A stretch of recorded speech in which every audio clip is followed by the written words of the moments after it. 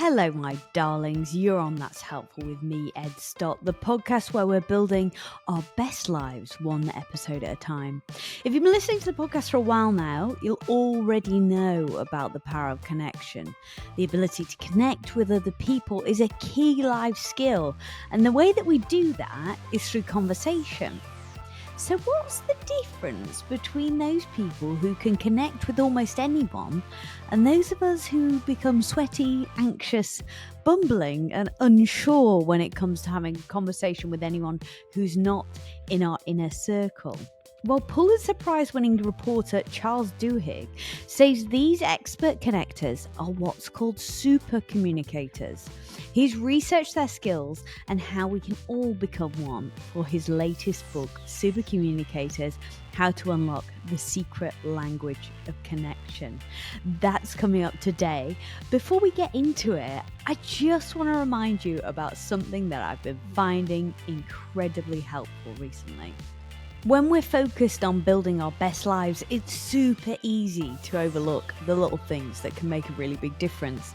For me this year, I've been working on nailing my nutrition, and I found a way to do it that doesn't involve hours of meal prep, a whole bunch of expensive ingredients, and heaps of time spent researching healthy recipes. Outsourcing my meal prep to YouFoods has taken the mental load out of making sure my meals are fresh, healthy, and nutritionally balanced. Every week, you choose from 60 meals, let gourmet chefs whip them up for you and have them delivered to your door fresh, never frozen. They're always adding new meals, tweaking recipes to keep it even more delicious than ever. Best of all, there's no cooking, no dishes, no cleanup, and I've reclaimed my Sunday afternoons from meal prep hell. Make sure to use my code HELPFUL, HELPFUL, for up to $200 off your first 5 boxes. Charles, I touched on a little bit there, but to you, what is a super communicator? Well, a super communicator, there's a kind of interesting way to illustrate this, which is, let me ask you a question. If you were having a bad day and you wanted to call someone who you know would just make you feel better, right? That they're going to, does that person you're going to call, do they pop into your mind? Yeah, my poor mother. Oh, your mother. So for you, your mom is a super communicator, and you're probably a super communicator back to her. And everyone who's listening, they probably had someone who popped into their mind. And so let me ask you this. What is it about talking to your mom that makes you feel so good? I know that she genuinely gives a shit. She's listening, right? She cares. She's probably proving to you that she listens. She's asking follow-up questions. She knows you, and she's helping you see connections you don't see yourself. No. What's interesting is that we're all super communicators at some point, right? We all have sometimes when we walk into a meeting and we know exactly what to say and we just win over the room. But there's some people who can do this all the time. Some people who can do it on demand. And what we know about them is that in general, what they're doing is they're just using a handful of skills that allow us to not only connect with others and show them that we're listening and ask the right questions, but also make it clear that we want to connect with them, which is a huge part of connecting. Yeah, 100%. Because I think we've all been to those social occasions where we go and we meet someone. And I went to one the other week and it was like, sometimes it feels like you're trying to climb up a wall, right? And you just can't get your fingers in anywhere. Like they're giving you nothing to grip onto and you're getting nothing back. But you got to keep the conversation going. And you don't know if you're pissing them off. And it's terrible, just isn't it? So hard. Yeah. And sometimes you ask question after question and they don't ask any questions back, which is always hard. So it turns out that there are ways to deal with this. There's skills that allow us to get better at exactly those situations. And in general, when I started working on this, it was because I fell into this bad pattern with my wife where I'd come home from work after a long day and I'd complain to her. And she very practically would offer me some advice, like, why don't you take your boss out to lunch and you guys can get to know each other? And instead of being able to hear what she was saying, I would get even more upset, right? I would be like, why are you trying to solve my problem? Why aren't you supporting me? You should be outraged on my behalf. And when I called up experts and asked them what's going on, they said, well, we're actually living through this golden age of understanding communication. And what we've learned is we tend to think of a discussion as being about one thing, your day or the kids' grades. But actually, every discussion is made up of different kinds of conversations. And most of them fall into one of 3 buckets. There's practical conversations. There's emotional conversations where I tell you how I feel and I don't want you to solve my problems. and there's social conversations, which is about how we relate to each other. And they said, when you came home, you were having an emotional conversation and your wife was having a practical conversation. And when you're having different kinds of conversations, it's really hard to connect. It's really hard to hear each other. And so the key is to align. And so how do we align? Because that is something that is so common for us, like whether we've been on the receiving end of that or we've been the person who's outraged, that they're not just backing us up. So how do we figure out what kind of conversation we're having? Well, one of the best things that we can do is we can ask questions. And in fact, there's a specific kind of question, a special kind of question, which in psychology is referred to as a deep question. And that sounds kind of intimidating, right? But a deep question is just something that asks someone to talk a little bit about, or invites them to talk about their experiences or their values or their beliefs. Like, for instance, if you bump into someone and you know that they're a lawyer, instead of asking, oh, what law firm do you practice at? You might ask, oh, what made you decide to go to law school? Like, what do you love about practicing the law? Or to a doctor, instead of saying, what's your specialty? Saying, oh, what's the thing that like you really find rewarding at work? The reason why those questions are so powerful is because it's inviting the other person to tell us something meaningful about themselves. And this is where we get to that problem that you mentioned in the party, where you ask question after question. The nice thing about deep questions is it's very natural to answer your own question. To say to someone, oh, that's why you became a lawyer? Actually, I decided to become a journalist because I had this experience when I was growing up. It's not exactly the same as what you went through, but it's kind of similar. That's how we get a dialogue going. Is we get to something real and meaningful. We have a deeper conversation, and it's a lot easier to do than we think it is. And so one of the things you talk about there is kind of when we share things about ourselves. And so some people, they say, stop making it about yourself, shut up, just ask. The key part of having a conversation is listening and that kind of thing. And then other people say, oh no, you've got to share, you've got to show vulnerability. Like, this is key. How do we tread that fine line between sharing enough to show vulnerability and that we're open to connecting this person and not just making it all about ourselves? Yeah, it's a really, really good question. And in general, the way to think about it is to think about reciprocal vulnerability. So if I ask you a question and you share something with me, what's really important is to show you that I've heard what you have said. Not to steal the spotlight, but to reciprocate. Now, if you tell me a funny joke and I laugh, reciprocation might be just telling a joke back or joking together.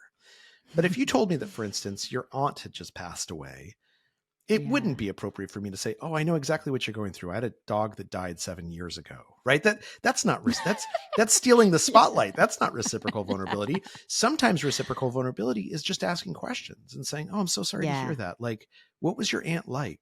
How are you feeling with it right now? How's your mom doing? What we're really trying to do is that oftentimes when we expose vulnerability, it's not about telling a sob story, and it's not about telling a story about ourselves. It's about showing that we've heard someone say something and that we want to be there with them. That if they are feeling a little bit down, we want to comfort them, not necessarily just cheer them up, but comfort them. That if they're feeling good and excited, we want to feed into that excitement. We want to encourage them. That's what feels good. Yeah, absolutely. I think we've all had those times, haven't we, when people come in and connect with us and I guess it's just about feeling seen, isn't it? So like Absolutely. If you can share something that's not so much about taking the conversation back, but it's more about saying, look, I also went through this experience. I get you, right? Yeah. And my guess is that your mom does that without you even realizing it, right? That she tells you, like, I see what you're saying. I hear you. And in fact, one of the things that we know about consistent super communicators is that they often engage in this practice that's known as looping for understanding, particularly in hard conversations, particularly when we're disagreeing over something or there's some tension between us. They'll do things like ask a question, often a deep question, and then they'll repeat back what they heard you say in their own words. And then they'll ask you if they got it right. And the reason why that's so powerful is because if I disagree with you, if we have some conflict, there's a suspicion in the back of my mind that you're not actually listening to me. You're just waiting your turn to speak. But when you prove to me that you're listening, when you can repeat back what I say, and then you say, like, did I get it right? Like, is this what you're trying to tell me? It feels amazing. And it makes me more willing to listen to you in return.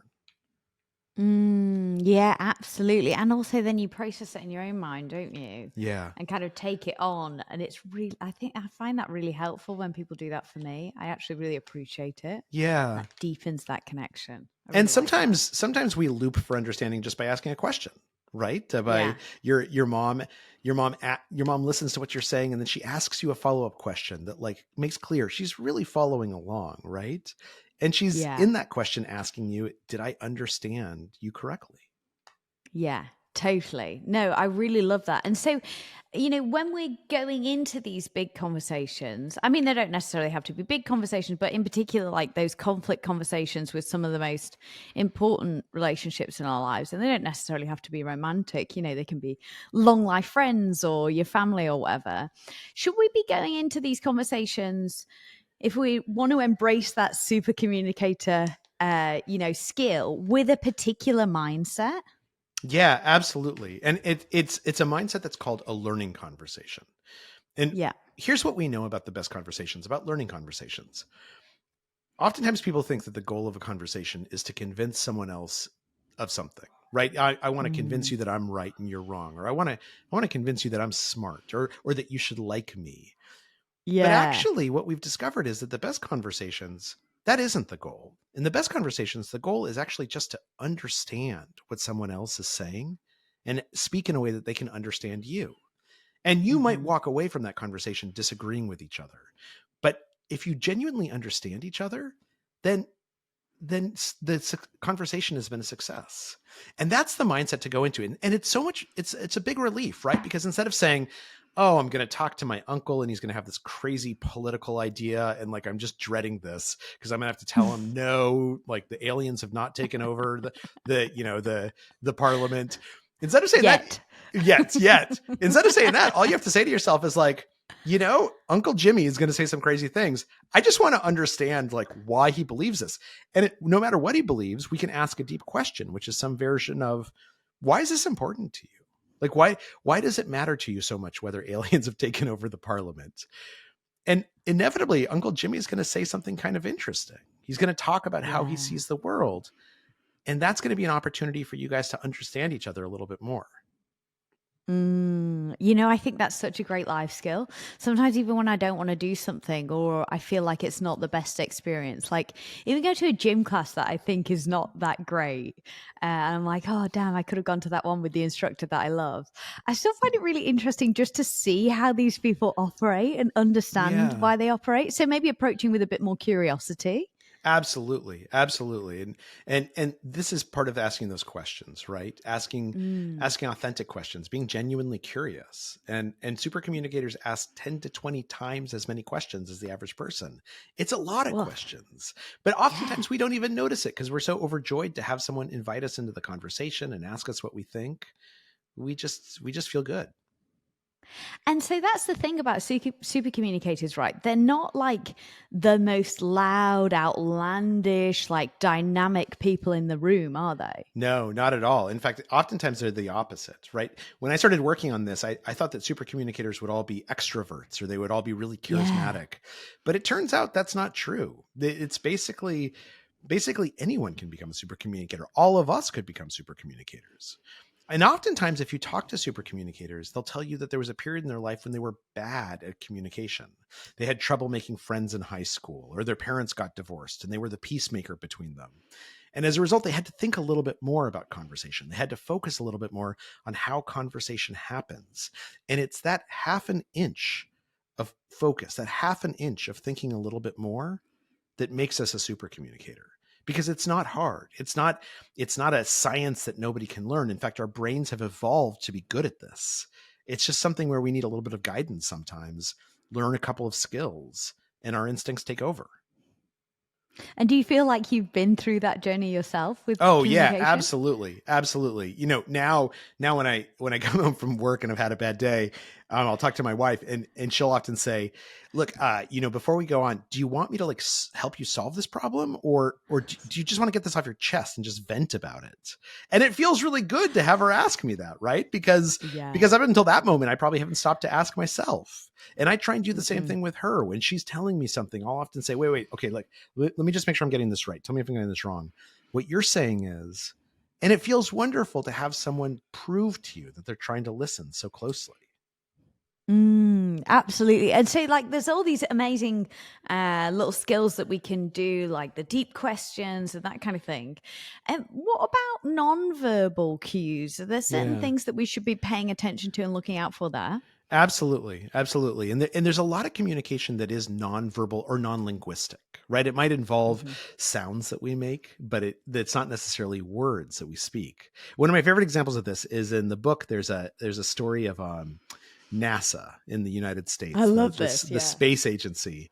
And in the early 1980s, they decided they needed to start hiring astronauts who were more emotionally intelligent because they were going to start building a space station. And so people were going up there for 6 months or a year. They have to get along with each other. Yeah. The problem is that when you're applying to be an astronaut, if you make it to the final rounds all across the world, you're amazing. Right? You're good looking, you're athletic, you're smart. You've practiced you're an astronaut. You have the right stuff, which means you're really good at faking emotional intelligence as well as having it. And for psychologists at NASA, they couldn't figure out who was faking it and who was really emotionally intelligent. And so they started looking for a new way to do tests. And this one psychologist figured it out when he played recordings of previous candidates and he paid attention to how they were laughing. So he came up with a new test. What he would do now is he would walk into the interview room carrying a stack of papers, and then he would spill them as if by on accident. And then he would laugh, this big boisterous laugh, like, ha, ha, ha, ha, and pay attention to what the astronaut did back. Because everyone knew that they were supposed to laugh back, right? It's just social politeness. But some of them would just chuckle and go, that's too bad. Here, let me help you pick up papers. And some would match his energy and go, it's such, I make this mistake all the time. Let me give you a hand. It was the people who matched him that he knew wanted to connect with him. They were the ones who had emotional intelligence. They were the ones who thought a lot about how to connect with other people. And it doesn't matter if you laugh big or if you laugh small. Sometimes he would tell stories about a sister who had passed away, and he would see whether the person would just say, oh, my condolences, and then move on to something else, or whether they would try and comfort him a little bit and ask questions. It's when we match someone else that we really are showing that we want to connect with them. And we can do that through our words, but we can also do it through our laughter, through our gestures, through our expressions. We're showing people that we're listening to them, and we're showing them that we want to connect. And so I guess like we've all had these conversations with people who I guess would do a lot of these things, right? They'd be asking us questions and they'd be mirroring a little bit of what we do, but it still comes across as insincere. Oh, and you absolutely.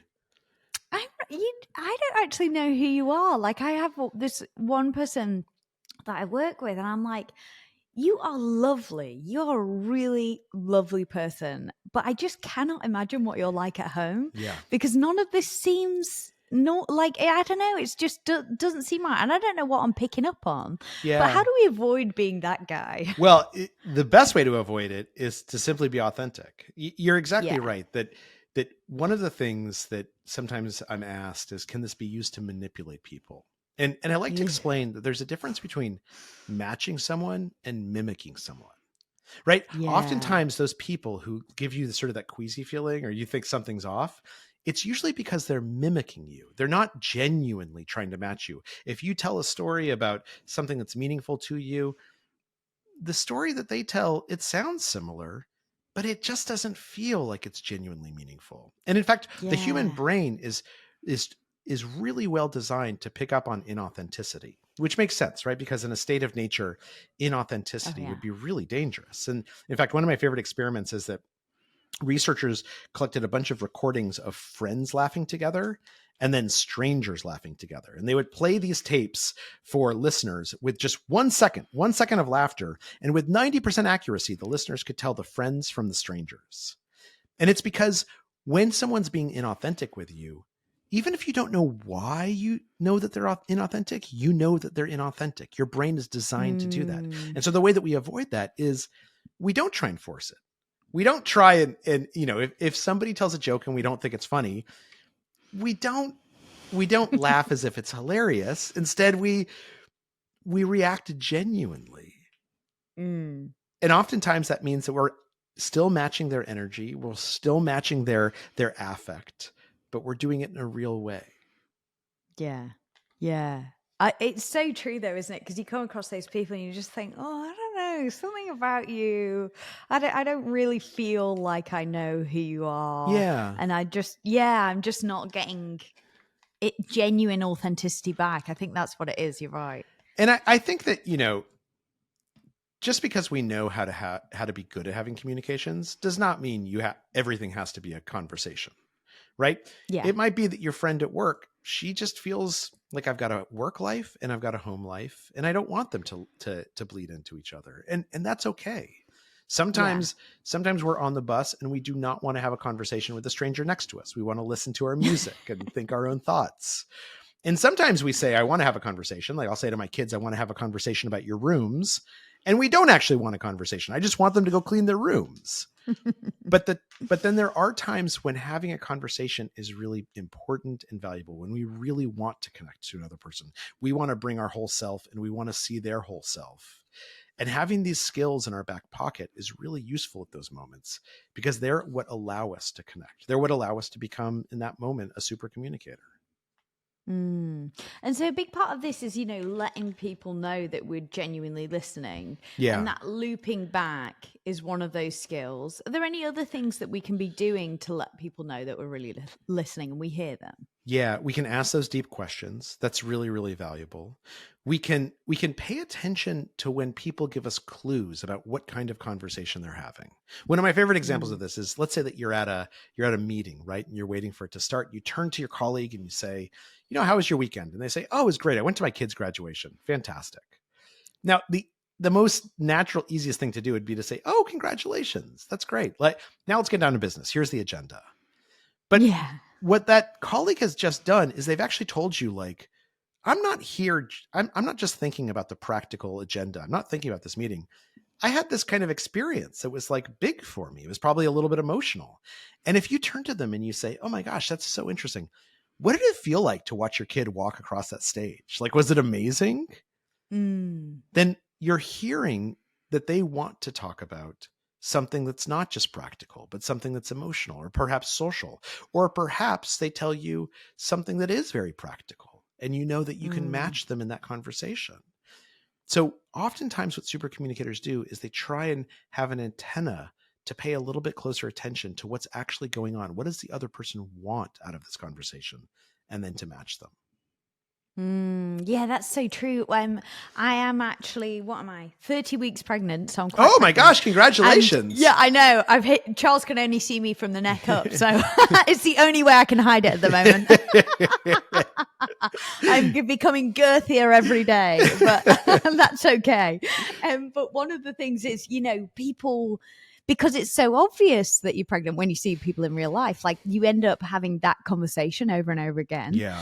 But one of the conversations that I had the other day with one of my colleagues, she said to me, does being pregnant feel like what you thought it would feel like? And I was like, that is such a good, deep question. It is, right? Isn't it? It's a great question. And it's fun. And instead of everyone saying, when's your due date? Do you have morning sickness? She's actually asking something about, like, instead of the facts of your life, she's asking how you feel about your life. Yeah. And I was like, it took me back because I was like, damn, that's a good question.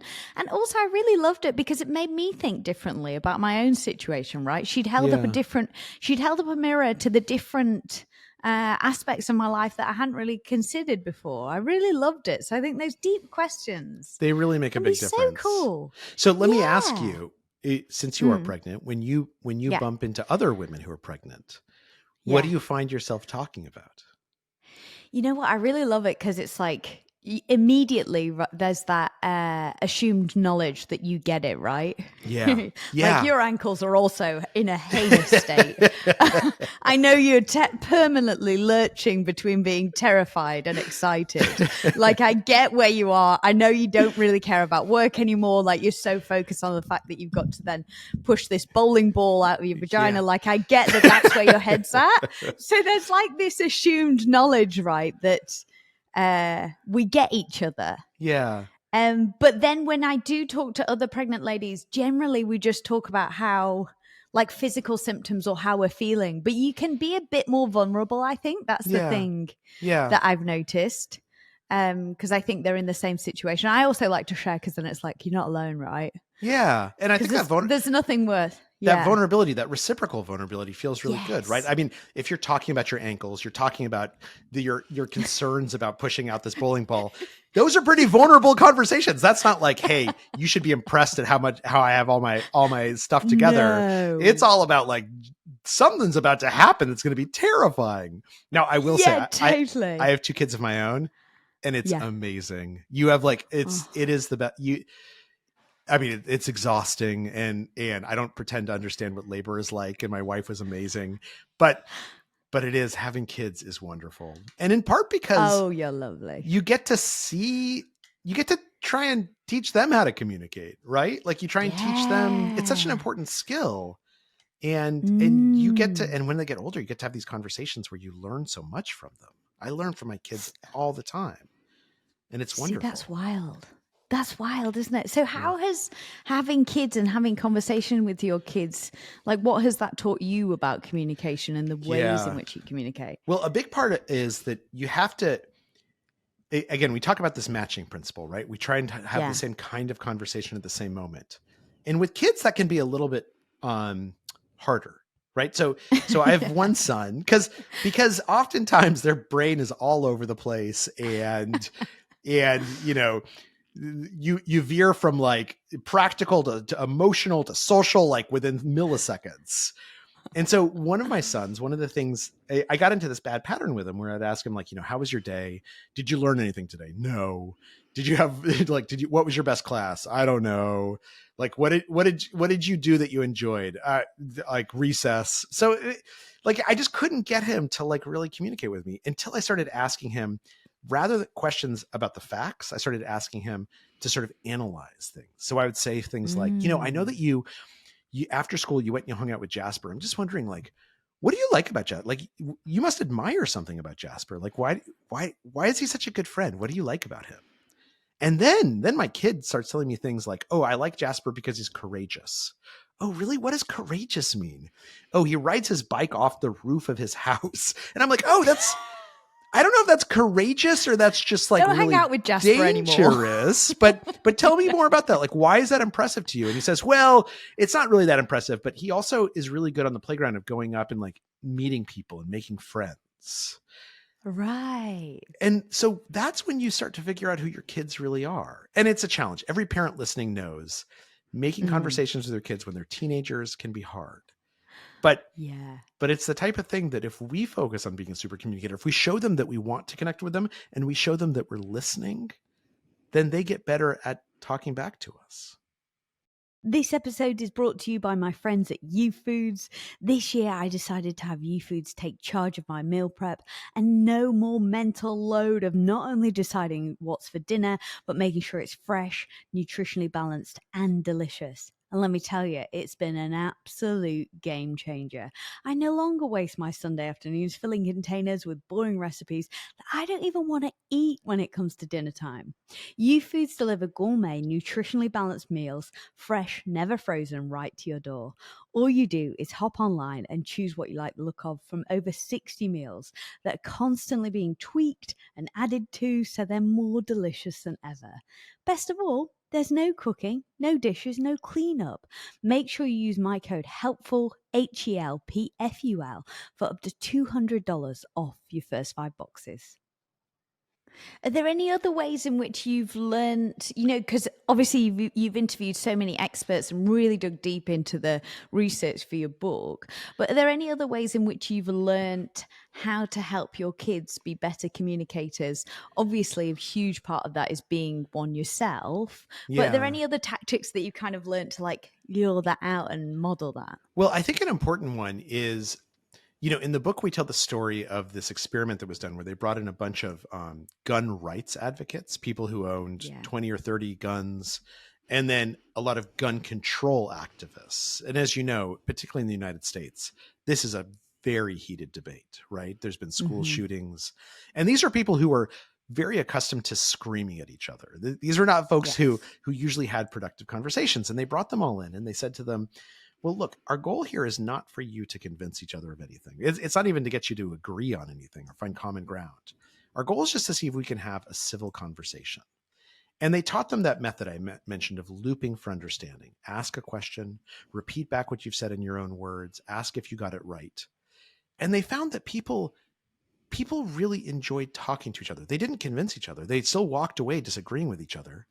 But knowing that they had been heard by someone from the other side of the fence and being able to understand and ask genuinely curious questions of people who hold beliefs so different from theirs, that was really rewarding. And so they all go home. They say, this is a great experiment. They go home, they get online onto a Facebook group that had been set up for them. And within 45 minutes, they're calling each other jackbooted Nazis. And so it's this question, like we've all experienced this, right? You go online and like things kind of fall apart. And it's this question of why. And it turns out that the reason why is also why some marriages fail and other marriages succeed, which is that what was happening online is that people were trying to control each other. And we do this all the time, right? Think about how frequently we're in a fight with someone, or we feel tense, or we feel that fight or flight instinct, and we just looking for something to control. And the easiest thing to control is the person across from us. So we say, look, if you'll just stop talking and listen to me, you'll see that I'm right. Or oh, you got upset about that? You shouldn't have gotten upset about that. That's not a big deal. We're trying to control their emotions. Or we say things like, I'm only going to talk about this for 5 minutes, or I'm not going to talk about that. Like you keep on bringing that up, and like, I don't care. Those are all attempts to control the other person, and they can be very, very toxic. What's much better, and what good married couples do, and what helped people on that Facebook group, is they try and find things instead to control together. Because we have this instinct for control. We want to control things, but we don't want to control the other person. So they do things like they can control the environment. And if a fight starts at 2:00 in the morning, they can say, let's wait until 10. Like, let's get a good night's sleep before we talk about this. They can fight the boundaries of the fight itself by saying things like, instead of, sometimes there's this pattern that's bad in marriages called kitchen sinking, where a fight, we start fighting about where we're going to go on holiday, and then it becomes a fight about your mother doesn't like me and we don't have enough money. Oh yeah, I love this. This is my trait. Yeah. Yeah. A fight about one thing becomes a fight about everything. It's a terrible pattern, right? It's actually one of the most dangerous patterns in a marriage. So instead, what we can do is we can try and control the boundaries of the argument together and say, look, we're just going to talk about holiday. Like, I'm not going to bring up your mother. I promise. Let's not talk about money. Let's just talk about like where we want to go. And when we control those things together, that's when the conversation becomes productive. And that doesn't mean we're going to agree with each other. It doesn't mean that we're going to walk away, being cheery, but it does mean that conversation is going to feel a lot better. And when we do disagree about things, the disagreements will be better to have. And I try and teach my kids that because particularly when you're a kid, you feel powerless and you want to control things. And so I try and tell them, if you're in an argument with someone, if you're fighting with one of your friends, try and find something you can control together. That means that you're a team, even if you disagree with each other. So valuable. It's so valuable. And so one of the other things that you talked about in the book is in terms of online conversations and how this translates. And the fact that even just something as simple as like saying please and thank you in an online conversation can make such a big difference, right? Absolutely. And the way to think about this is that different forms of communication have different rules. And we just need to remind ourselves sometimes. So one of my favorite examples is that about 100 years ago, when telephones first became popular, there were all these studies that appeared that said, oh, people will never be able to have real conversations on the phones because they can't see each other. And what's interesting is that at the time they were right. If you read these early transcripts of telephone conversations, people didn't really know how to use them. They would use them like telegraphs, give each other like stock orders or grocery lists. Now, of course, by the time you and I and everyone listening was a teenager, we could talk on the phone for like 7 hours a night, right? We could talk forever. And they were some of the deepest conversations of our life. And that's because we learned how to use the telephone. And without realizing it, when we're talking on the phone, oftentimes we'll over-enunciate our words. We'll put more emotion into our voice because we know that the other person can't see us. We need to give them those signals. It's almost unconscious. Now, we've been talking on telephones for over 100 years. We've been talking online for 50 15 or 20 years tops. And for some forms of communication, Slack and emojis and Snapchat, it's like 2 or 3 years, right? Yep. And so one of the things that we tend to forget is we tend to forget that these different forms of communication each have a different rule, right? That if I'm being sarcastic and I'm talking to you, you can hear the sarcasm in my voice. But if I'm typing an email to you, I can hear the sarcasm, but when you read the email, you can't hear the sarcasm, right? You think I'm being serious and you get upset.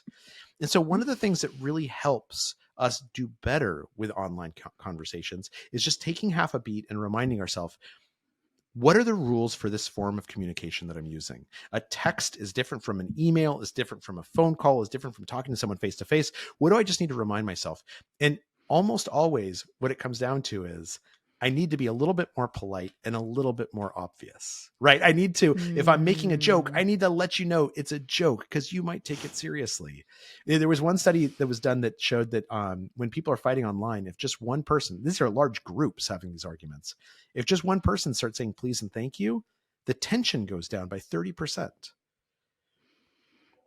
So it matters. Wild. Yeah, big time, right? Absolutely. Yeah. It's so important.